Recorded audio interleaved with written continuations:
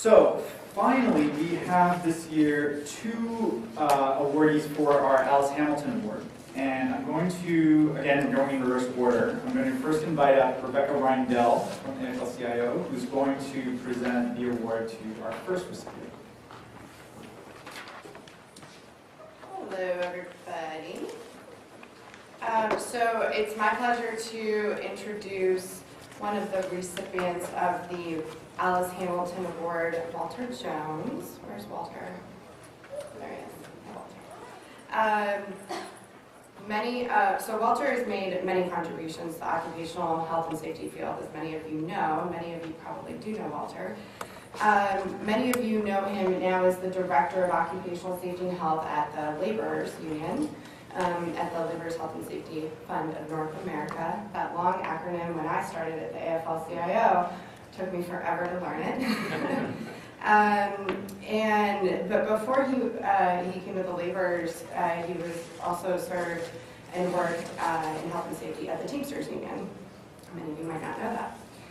I got to know Walter about 5 years ago when I arrived at the AFL-CIO. I mean, I'm pretty sure I knew you before that, but I got to work with him more closely in developing OSHA's federal silica standard and pushing for that and advocating it. And 3 weeks on the job for me, we were at OSHA testifying in the hearings, and Walter played a big role in not only pushing and getting that standard developed and out the door, but he's done great work in also implementing the standard more recently. So since the standard was passed a few years ago, Walter's really done great work educating contractors about how to comply with the rule. And he's really been able to demonstrate to contractors that it's really in their interest to protect workers on the job. And he's done that throughout his career, but also just most recently with the silica standard, and that's what I've really gotten to witness. You know, Walter has been involved with APHA for a long time, and from what I've learned is in 1994, one of his longtime mentors, David Kovalchuk, suggested that Walter attend the APHA meeting. And so here you are. Have you come every year since 1994? So, but Walter's also been involved in the leadership of our section. He is the former chair of our section, and he continues to serve in many leadership roles APHA-wide, representing the occupational health and safety section in a very positive light. Walter cares very deeply about protecting workers and advancing safety on the job, but he really sees APHA as, you know, a way to really pull together and interrelated social justice issues, and that a lot of things are connected. And from the social justice perspective, and this is coming from some words that Walter said recently, he says he's a member of APHA to be a well-versed individual on more topics than just occupational exposure assessment. He's concerned about violence by the police, lead in our water, acid rain air pollution, about the opioid epidemic, about mental health.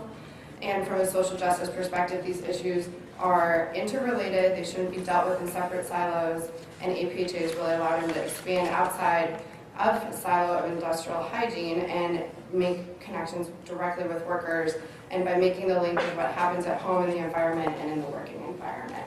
So please come up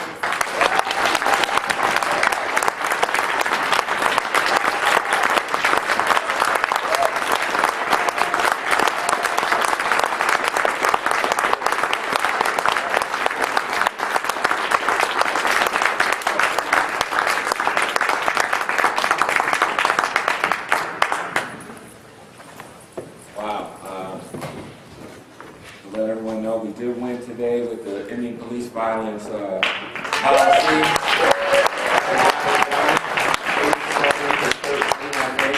I did not think that was going to happen, but that was good. That was real good. Thanks, Rebecca. You pretty much stole my thunder from my speech. I am truly shocked and humbled to have gotten this award, and it's because I know all of you. I know the great work you're doing. And I just want to say thank you very much. And I'm definitely having my Sally Field moment. Not to date myself. I also want to congratulate Bob. Where are you at, Bob? It's one of our true lions of our profession right there. You can't open up any OHS anything without his name being bylined somewhere in there. I didn't get to this point by myself. I stand on many shoulders, many workers who allow me the opportunity to help them in the workplace. And so I think it's better that I just think a few in order to honor the many. And I will agree with Rebecca. David Kowalchuk was my mentor and my best friend, and I want to thank him.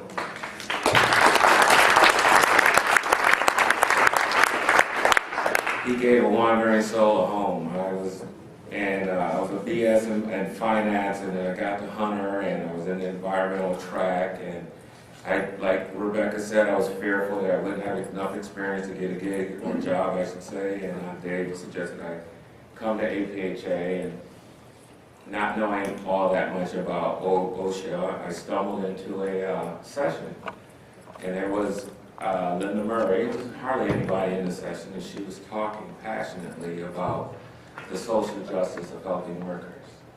And she sounded like Kwame Ture as she spoke.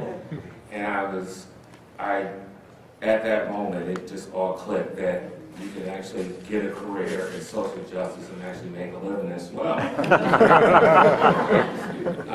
And that's where I began to get involved with this section. And I went back to Hunter and switched to industrial hygiene.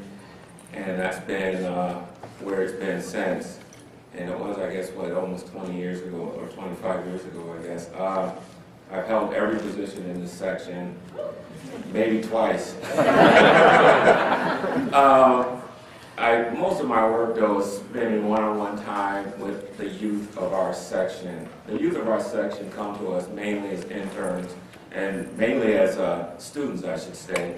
And they leave shortly after becoming young professionals because often they don't have an employer that will support them in staying here, and then many professionals would rather them associate with their organizations more so than ours. So I think it's always been important for us to really impress upon them the occupational safety and health imprint of what it means to be part of the social justice movement. And these are our uncredited warriors that are out there talking to the public outside of the silos that we all are in, letting folks know about the importance of safety and health. And that's why I always thought it was important that I grab every young person by the side and let them know that they can make a difference. And I'm glad that some of them have actually gone through and done that. I want to also thank Lamont Bird. He gave me a chance. Lamont Bird is the director of OHS with the Teamsters. He gave me a chance when really nobody, when he didn't really have to. And that's why diversity works. I got the best advice for him, though, basically on how to survive in Washington, because Washington is treacherous. I love it, but it's treacherous. And he said, be honest, tell the truth, stick with the science, and let the pieces fall where they may. And I have stuck to that, and I've actually been able to survive in this sharp-filled environment in Washington. So I appreciate the advice and the chance he took on me. I've been involved with a lot of great projects. I guess the proudest I am been involved with is the Silica project.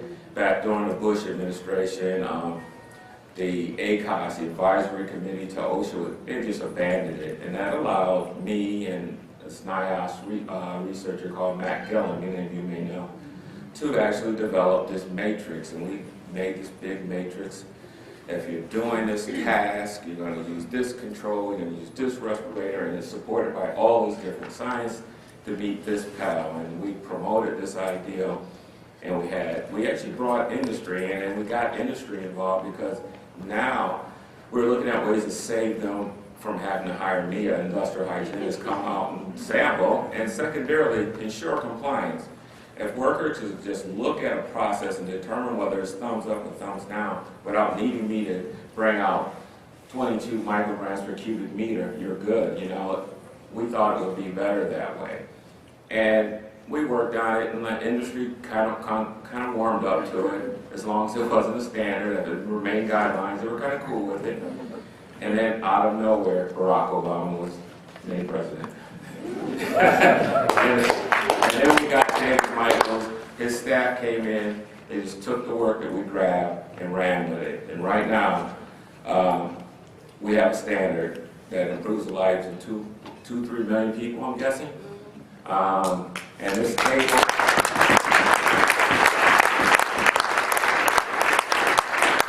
matrix that we developed is now called Table 1. It is probably the biggest cell in silica because it's pretty simple. If you're using a saw, you put a little water on it, and if you're indoors, here's a respirator, otherwise you're good. And now contractors have access to opportunity before never witnessed by people like me. And all she ever said whenever I struggled, whenever I got the bad letter from the school was, you know, people die for the opportunity that you have, and I want to make sure you take advantage of it. And all I can say now is, you know, it's too bad she was not here to see this. But thanks to you, and thanks, Mom.